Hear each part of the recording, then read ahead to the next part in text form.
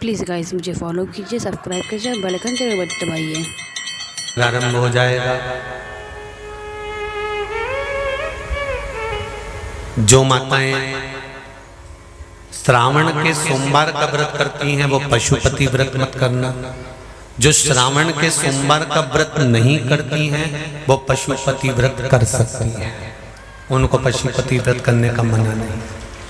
पर यदि श्रावण का व्रत आप पहले से करते आ रहे हो, श्रावण महीने का व्रत करते आ रहे हो, या श्रावण के महीने में तुम सोमवार करते आ रहे हो, तो फिर पशुपति व्रत ना करते हुए इसको 1 महीना, भले 2 हुए हो, 3 हुए हो, 4 हुए हो, रोक दो।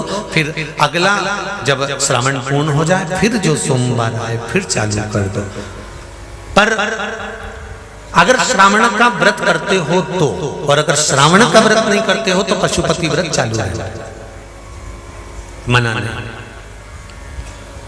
श्रावण के महीने में जल चढ़ाने के पात्र 2 कर लो। कितने पात्र कर लो? जम के बोलो जरा। 2 पात्र कर लो, भले 2 हाथ में लेकर मत जाओ, एक के ऊपर एक कलश लेकर जाओ। उसका कारण क्या है?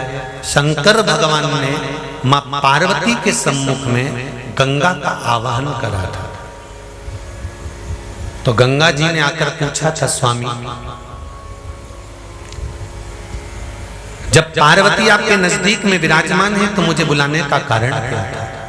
भगवान शंकर कहते हैं, श्रावण का महीना प्रारंभ हो रहा है, जब मेरे ऊपर सृष्टि का भार आएगा तो मुझे गंगा और पार्वती दोनों की जरूरत पड़ेगी। जब घर में विवाह आता है, शादी आती है, कोई फंक्शन आता है, कोई मेहमान आते हैं, तो थोड़ी ड्यूटी बढ़ जाती है।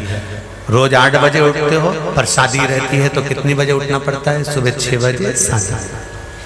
यहाँ पर भी आप रोज अपने घर पर उठते होगे 8 बजे तक, 7 बजे तक, पर यहाँ तो तुम जब सो रहे होगे तो सवेरे कब हो जाती है और रात कब हो जाती है तुम्हें नहीं मालूम पड़ता होगा कि कब रात हो गई कब सुबह हो गई।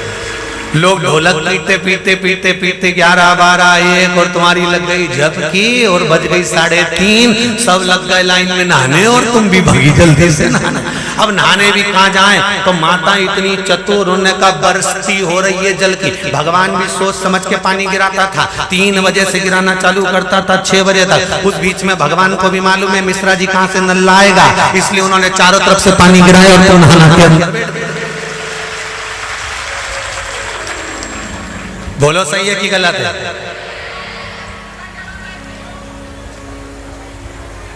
सब बाहर निकली धीरे से, इतनी चतुर, राम जी गजब की चतुर लोग आया है, गजब।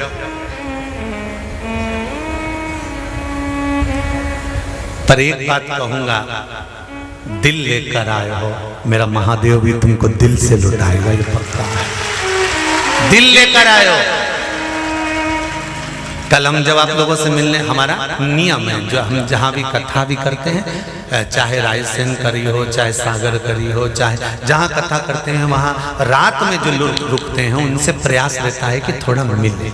एक नियम बना रखा, भले वो 1,00,000 लोग हों, 25,000 हो, 50, और जितने टेंट लगते हैं सब में मिलने का मन करता है। आपसे कल भी मिलने आए थे और कई लोगों की आंख में आंसू भी थे, कई लोगों के हृदय भी नम थे कि हम अब कल चले जाएंगे। पर दुख मत करना,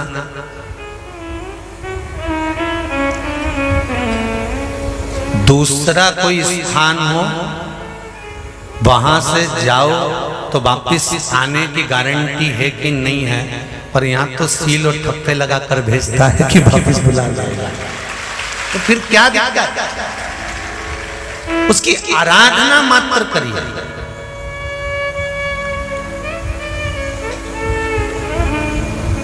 खूब धनपति भी बैठे हैं, खूब। आप लोगों में कोई कमी नहीं है, किसी की यहाँ जमीन है तो किसी की गाड़ी है तो किसी का बंगला है, किसी की सत्ता है, किसी का आनंद है, बहुत बैठे हैं। पर आप लोगों ने 7 दिन जो कथा, एक ये पटिया लगा हुआ है, तख्ता लगा हुआ है और उस पर आराम से सोकर 7 दिन कथा का रसस्वादन जो करा है वो जिंदगी भर नहीं भूल पाओगे।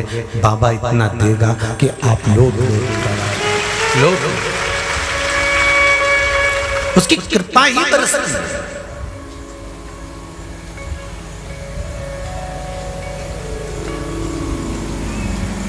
उसकी कृपा बिना कुछ नहीं।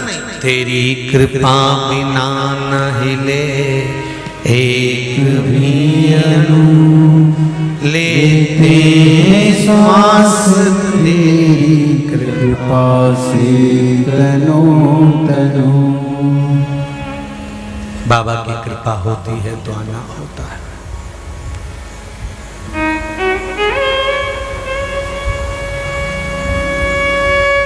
कोई नेपाल से, कोई झारखंड से, कोई उत्तराखंड से, कोई चेन्नई से, ना जाने कहां कहां से पधारे, कोलकाता से। शिव कृपा है।